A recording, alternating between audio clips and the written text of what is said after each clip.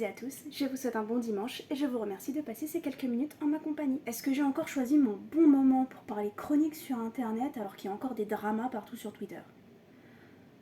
Moi le timing. Si vous voulez avoir mon avis sur la question, restez concentrés. On a fait une vidéo sur le sujet il y a même pas 2 semaines sur cette chaîne. Mais du coup, on va se sentir obligé de faire un disclaimer et ça commence à être chiant de devoir faire un disclaimer toutes les 2 vidéos. Ce que je vais exprimer dans cette vidéo, c'est mon avis. Vous avez tout à fait le droit de venir donner votre avis en commentaire. D'ailleurs, c'est ce que je recherche, en fait, qu'on en discute. J'adore discuter. Bon, en vrai, j'adore discuter sur internet parce que dans la vraie vie, parler, ça me fait peur. Mais en fait, le but de cette vidéo, c'est pas de déterminer qui a tort et qui a raison. Parce que, spoiler alerte, personne n'a tort et personne n'a raison. Ça compte pour vous, mais ça compte pour moi aussi. Je vais juste vous donner un avis sur ce que j'ai vu en ligne sur les chroniques des primo-auteuristes.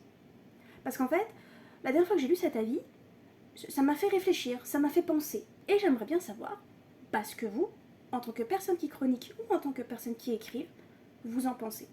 Tout simplement. Donc dans les commentaires, si on vient à discuter, on reste respectueux. Donc dans les commentaires, si on veut en discuter, parce que vous êtes plus qu'invités à le faire, on se souvient que ce n'est que votre avis, que vous n'avez ni tort ni raison, que la personne en face, que ce soit moi ou non, n'a ni tort ni raison, et que le but c'est juste de savoir un petit peu ce qui se passe dans la commune littéraire.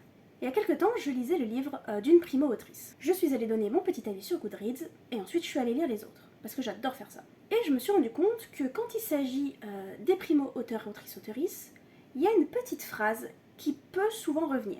Alors pour celles et ceux qui ne savent pas ce que c'est qu'un primo-auteur, une primo-autrice, primo-auteurice, c'est tout simplement une personne qui vient de publier son premier roman. La consécration, on en rêve tous et toutes. Et donc, il n'est pas rare de voir que quand une personne laisse un avis négatif sous un de ses livres, parce que cette personne a tout à fait le droit de le faire, il y a un petit ajout et on sent le besoin de rappeler que bon, c'est quand même le premier roman de cette personne.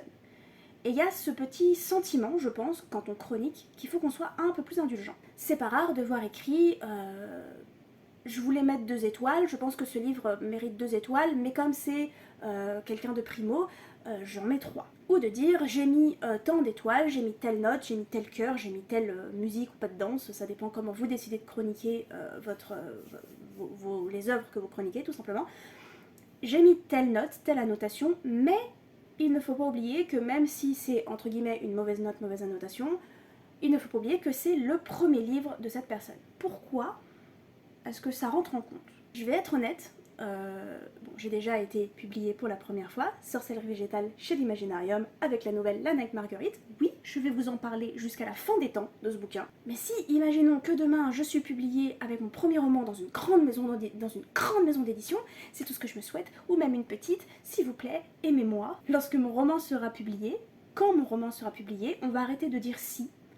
Quand mon roman sera publié, je ne veux pas que le fait que c'est mon premier roman entre en compte. Je veux être jugée avec toute la sincérité que les chroniqueurs, chroniqueuses, chroniqueurs-euses ont en elles, toute leur vérité, tout leur amour ou désamour pour mon œuvre. Je ne veux pas que le fait que ce soit mon premier roman entre en compte. Parce qu'en fait, c'est pas mon premier roman. C'est mon premier roman publié, mais c'est pas mon premier roman. Des romans, aujourd'hui, j'en ai écrit 16. Est-ce qu'ils sont tous publiables? Non. Genre, non. Il y a des catastrophes dans le lot. Des trucs dont je ne veux plus jamais entendre parler. J'ai écrit 16 romans. Et si on fouille un petit peu dans tous les projets que j'ai commencés mais jamais terminés, peu importe à quel stade ils en sont, je pense qu'on peut atteindre une bonne trentaine de projets. Peut-être même plus. Franchement, je pense qu'on peut viser plus large. J'ai écrit une petite vingtaine de nouvelles également et 2 albums jeunesse. J'écris de la chanson aussi de temps en temps. Bref, on en a déjà parlé. Donc le roman que je vais publier, ça sera peut-être pas mon premier roman, pour plusieurs raisons. Parce qu'en fait, déjà, le premier roman que vous écrivez, on en a déjà un peu parlé dans ma vidéo, mais bon, comme c'est une vidéo en anglais, vous l'avez peut-être pas regardée. Ma vidéo Hard Pills to Swallow for Writers, qui est une vidéo qui parle des vérités difficiles à avaler pour les auteurs et les autrices-auteurices, qui est une vérité qui est que le premier roman que vous écrivez ne sera peut-être pas le premier que vous allez publier. Tout simplement, parce que des fois ça marche pas. Donc il se trouve que si un de mes romans est publié, je sais pas, prenons mon roman DM, que j'ai envoyé un peu partout. DM, c'est pas mon premier roman écrit. DM, c'est le 12e, je crois. J'ai écrit 11 trucs avant. 11 trucs qui n'ont pas été publiés, mais 11 trucs qui m'ont permis de m'améliorer et d'apprendre. Et 11 trucs qui, pour certains, ont été bêta lus, donc on a travaillé sur ces textes-là. Ensuite, si demain je me décide à publier vraiment mon premier roman, c'est-à-dire le tome 1 de ma trilogie, on va pas faire ça, mais ce premier roman aura eu une réécriture. Donc est-ce que c'est toujours quand même un peu mon premier? Vous voyez ce que je veux dire? Et imaginons que c'est mon premier roman. Imaginons, le premier que j'ai écrit, le premier qui est publié. Est-ce que c'est le premier roman de la maison d'édition? Il y a peut-être certaines personnes ici qui écrivent ou qui n'écrivent pas et qui ne savent pas trop comment ça fonctionne dans une maison d'édition, mais il est possible qu'une maison d'édition vous fasse beaucoup retravailler votre texte, surtout quand il s'agit d'un roman. Alors évidemment, c'est pas le cas de toutes les maisons d'édition, c'est pas le cas de toutes les expériences, ça dépend de si c'est une petite, une grande, une moyenne, blablabla, si elle est nouvelle, si elle n'est pas nouvelle, bref, ça dépend de plein de choses.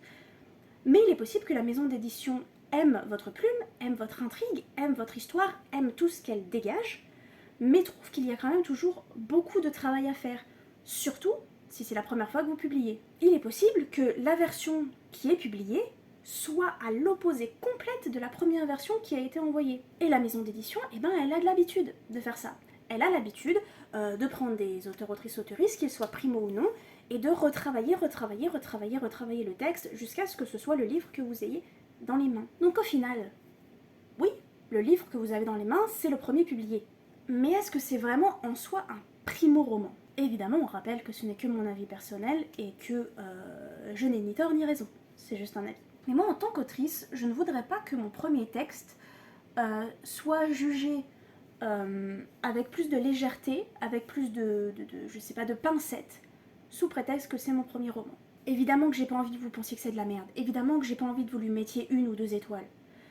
Mais si dans votre cœur, si dans votre sincérité, si dans votre vérité et votre travail de personne qui chronique, vous pensez que c'est ce que mon bouquin vaut, eh ben je veux pas avoir plus, je veux pas avoir un traitement de faveur sous prétexte que c'est mon premier roman publié. Pour moi, à mes yeux, les primo-auteuristes ne sont pas des petits êtres fragiles qu'il faut surprotéger parce que c'est la première fois et que ce sont des bébés auteurs, autrices, auteuristes. On n'est pas amateurs, amatrices et amateuristes. On sait ce qu'on fait. On a travaillé dur pour être là.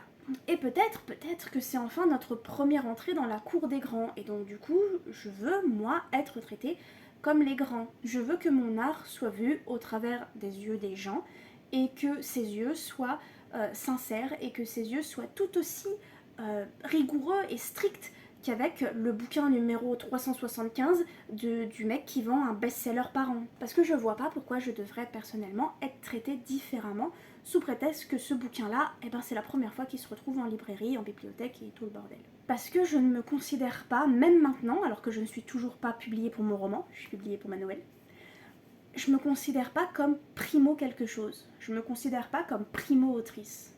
Je suis autrice. J'écris depuis des années. J'y mets tout mon cœur, ma sueur, mon sang, tout ce que vous voulez depuis des années. Et en fait, le fait d'être publié, même si ce serait incroyable, génial, que ma tête exploserait, tout ce que vous voulez, eh ben ce serait un petit peu la suite logique des choses, puisque c'est pour ça que je bosse. C'est ça que je veux, et c'est pour ça que je me bats. Donc évidemment que je veux que vous aimiez mon livre, mais je veux surtout que vous soyez sincère avec. Je veux que quand vous lisiez ce livre, vous ne voyez pas une primo-autrice qui peut faire des petites erreurs par-ci par-là parce que ça arrive, c'est son premier livre. C'est pas mon premier livre. Et la maison d'édition qui me publiera, ça ne sera pas son premier livre non plus. On n'est pas tant que ça inconnus au bataillon. Mes romans, il y en a certains, ils ont reçu des critiques assez fortes de maisons d'édition quand ils ont été refusés, de bêta-lectoris quand ils ont été bêta-lus. Certains ont été sur Wattpad ou sur une plume d'argent, ils ont plu ou ils ont déplu. Et les maisons d'édition, c'est pareil. Toutes les maisons d'édition ont des bouquins qui ont vachement marché, des bouquins qui ont complètement floppé, que ce soit de primo-auteuris ou non. À mes yeux, on n'en est pas au premier coup d'essai. Le fait d'être publié dans ma carrière d'autrice, pour moi, c'est la suite logique. Ça devrait arriver, je veux que ça arrive. Quand ça arrivera, eh ben je veux être considérée comme telle, comme une autrice, tout simplement. Une autrice parmi les autres. N'hésitez pas à me dire en commentaire ce que vous en pensez, que vous soyez une personne qui chronique, une personne qui écrit, ou un petit peu entre les deux. Vous avez le droit de ne pas être d'accord. C'est pas grave, je vous en voudrais pas, au contraire, vos arguments m'intéressent. Je pense que ça peut aussi venir d'une peur ou d'un souci de ne pas vouloir vexer quelqu'un qui commence dans le métier, je pense. De ne pas les dégoûter du métier. Mais bref, N'oubliez pas de commenter, liker, partager. Donnez-moi votre avis en commentaire, je serai plus qu'heureuse de le lire. Euh, Écrivez vos romans, chroniquez des romans. Soyez sincère et vrai avec votre travail, que vous soyez la personne qui écrit, qui chronique ou entre les deux. Et moi je vous dis à la semaine prochaine. Prenez soin de vous.